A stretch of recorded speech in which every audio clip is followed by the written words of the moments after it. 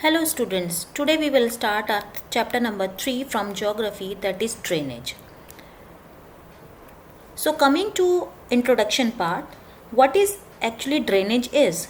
Drainage is a river system of an area.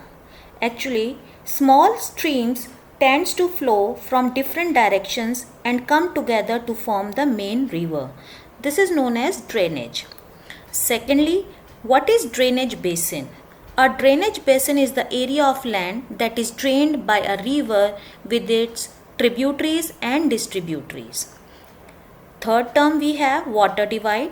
An elevated area such as mountain or an upland separates two drainage basin, which is known as water divide. Here we have some facts. The world's largest drainage basin is of the Amazon River in South America, and in India it is Ganga River. What is drainage pattern? We have one more question here. What is drainage pattern? The pattern in which the river flows. The pattern in which the river flows depending on the slope of land, underlying rock structure as well as the climatic conditions of the area. So coming to drainage pattern, it depends on almost three things. First one is the slope of land, second one is that rock structure, as well as third one is your climatic condition. On the basis of these three factors, drainage pattern is divided into four types. First one is your dendritic, second one is trellis, third is rectangular, and fourth one is radial. So coming to dendritic, here you can see the picture of dendritic pattern. Actually, river flows with the slope of terrain. It resembles the branches of tree. Here you can see the pattern of river. So you can see it is in the form of branches of tree. So whatever the river flows, it flows with the slope of terrain and it makes a shape of branches of tree. Coming to trellis, hard and soft rocks exist parallel to each other. What happens in the parallel form, some hard and soft rocks are present, due to which some pattern form which is known as trellis. Tributaries are joined at a right angle. This is very important here. The tributaries are joining at a right angle. Third pattern is your rectangular pattern. It develops on the strongly jointed rock terrain.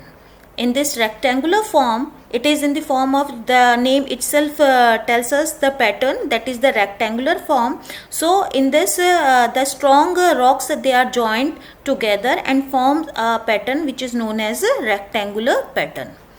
Fourth one is the radial. In this, the rivers flowing from central peak to the different direction. Just like in the we have mountain. So here from at the top of this mountain, if river is flowing, it can flow in all the direction. This type of pattern is known as radial pattern. So these were the four patterns, or you can call them as a drainage pattern we can found in our river system. Now coming to drainage systems in India, the drainage system of India are mainly controlled by broad relief features, or you can call them as a physical features of the subcontinent. We are not using the term India here. We are using it as a subcontinent because rivers can flow outside the India also, or they are coming from outside the India also. So basically in two major groups they are divided. First one is your Himalayan river and second one is your peninsular river.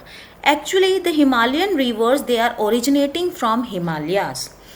What they are doing, they are originating from Himalayas. That is why they are known as Himalayan rivers.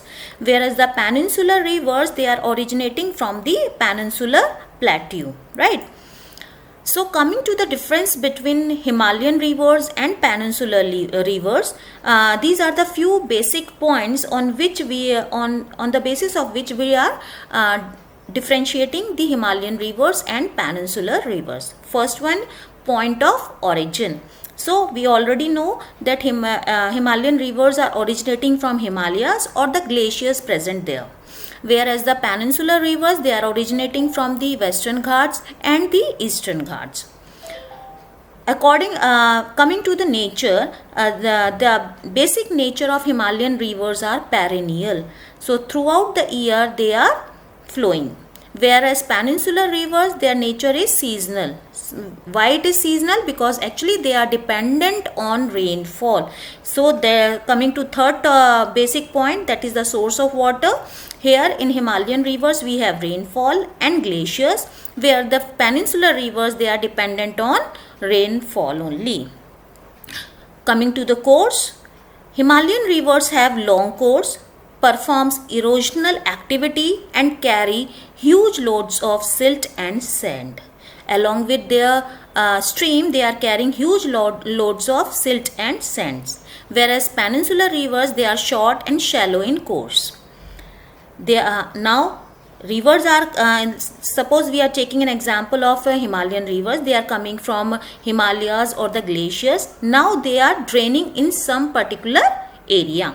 So where they are draining, most of these rivers flow towards east and drains in the west of Bengal, whereas Indus is an exceptional here. Here in the peninsular river, most of the rivers flow towards east and drains in the Bay of Bengal, whereas Narmada and Tapi are the two rivers that flows in west and drains in the Arabian Sea. Coming to next, the other features. Himalayan rivers form floodplains, oxbow lakes, meanders and deltas. I will tell you what are these. Here in this picture, you can see this particular area, this broad area is known as flood plains. When the rivers are coming from the mountain area, what they are doing, they are making a plain, they are converting a plain into a flood plain. Secondly, now the river is flowing from according to the slope they are flowing. Okay, so now and what they are doing, they are making a particular shape or a direction in which it has to flow, right? So these curves, what are the curves you are getting here, these are known as the meanders, and a portion of this particular river is converted into a lake. Okay, in between that the river disappears. Okay, so it is the part of this river only, but somehow it disappears in between, or it is known as Oxbow Lake. Here in this picture you can see the deltas. What do you mean by delta or estuaries?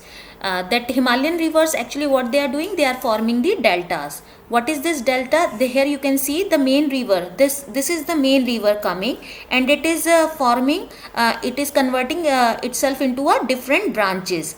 Okay, and these branches, they are draining into a sea. Okay, as you all saw that it is draining into Bay of Bengal. So this type of pattern, what the Himalayan rivers are forming, this is known as deltas. Whereas estuaries are not forming these type of branches, right? They are coming, a single river is coming and it is draining into Arabian Sea. So this is known as estuaries. Okay, so these are the different types of deltas and estuaries. So with this, in the next session we will try to cover the Himalayan rivers, the different Himalayan rivers, the Indus river system, Ganga river system and the Brahmaputra river system. And second one is the peninsular rivers, the Narmada basin, the Tapi, the Godavari basin, Mahanadi, Krishna and Kaveri basin. So we will try to cover all these things in next session. Thank you all.